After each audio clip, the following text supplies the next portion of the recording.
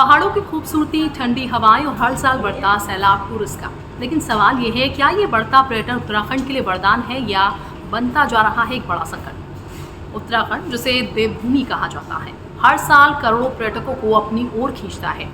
खासकर चारधाम यात्रा की अगर बात की जाए, इसके साथ केदारनाथ टेम्पल, बद्रीनाथ टेम्पल और हिल स्टेशन जैसे कि मसूरी, नैनीताल, हर सीजन में भारी तादाद में लोग यहाँ पर पहुँचते हैं और टूरिज्म इससे और बढ़ता है। सरकारी आंकड़ों के अनुसार पिछले कुछ सालों में टूरिज्म की संख्या में रिकॉर्ड बढ़ोतरी हुई है। इसके अलावा इसकी पॉजिटिव बेनिफिट्स क्या हैं वो हम आपको बताते हैं। सबसे पहले हम फायदों की क्योंकि बात कर रहे हैं तो इसमें रोजगार के मौके काफ़ी ज़्यादा हैं। होटल हो गया, टैक्सी, गाइड, लाखों लोगों की रोजी रोटी टूरिज्म पर टिकी हुई है। स्थानीय अर्थव्यवस्था मजबूत होती है। छोटे दुकानदारों से लेकर बड़े बिजनेसमैन तक सबको फायदा होता है। इंफ्रास्ट्रक्चर डेवलपमेंट, सड़क, होटल और सुविधाएं तेजी से बढ़ रही हैं। सीधा मतलब टूरिज्म उत्तराखंड की इकोनॉमी की रीढ़ बन चुका है। अब इसके कुछ नेगेटिव एस्पेक्ट्स भी हैं, उसका क्या है वो हम आपको बताते हैं। तस्वीर का ये दूसरा पहलू है जिसका हम जिक्र कर रहे हैं। ओवर टूरिज्म का दबाव, यानी कि सीमित जगह पर जरूरत से ज्यादा लोग पहुंच जाते हैं। कचरा, प्रदूषण, पहाड़ों में प्लास्टिक, गंदगी और पानी का संकट लगातार बढ़ रहा है।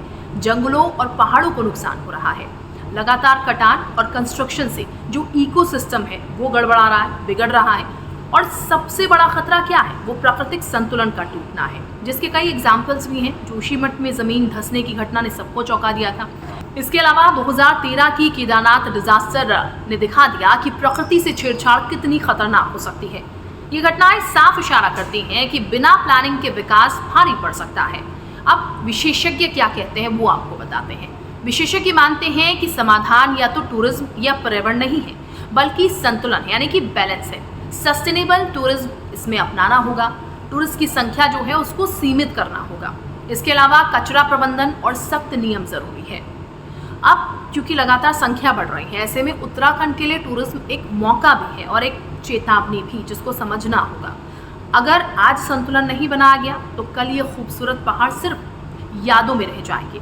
सवाल यही है कि क्या हम घूमने के शौक में प्रकृति को नुकसान पहुंचा रहे हैं, या अब वक्त हो चला है एक जिम्मेदार टूरिस्ट बनने का। क्योंकि सरकार भी बार बार चेता रही है कि जब आप पहाड़ों पर जा रहे हैं या किसी भी टूरिस्ट प्लेस पे जा रहे हैं तो आपको सावधानी बरतने की ज़रूरत है और आपको ये बेहद ध्यान में रखने की ज़रूरत है कि आप वहाँ का वातावरण जो है अपने मज़े के लिए ख़राब ना करें। क्योंकि अक्सर पहाड़ों का जब लोग रुक करते हैं तो वहाँ पर कचरा यूँ ही फेंक दिया जाता है, प्लास्टिक की बॉटल्स यूँ ही फेंक दी जाती है और उसके बाद घूम के अपने घर लौट आते हैं। लेकिन इससे वहाँ पर कितना ज़्यादा इम्पैक्ट पड़ता है, प्रकृति कितनी ख़राब होती है, कितना नुकसान आपकी इस हरकत की वजह से होता है, इसको लेकर लोगों को जागरूक होना बेहद ज़रूरी है। हालांकि लोगों को समझाने के बावजूद कई बार ऐसी स्थितियां देखने को मिलती हैं जहां पर लोग नहीं समझना चाहते। लेकिन लोगों को समझना होगा कि अगर आने वाली पीढ़ी के लिए आपको चीज़ें बचानी है, आने वाली पीढ़ी के लिए आपको पर्यावरण बचाना है, तो फिर आपको खुद पर कुछ नियम कायदे जो है वो लागू करने होंगे।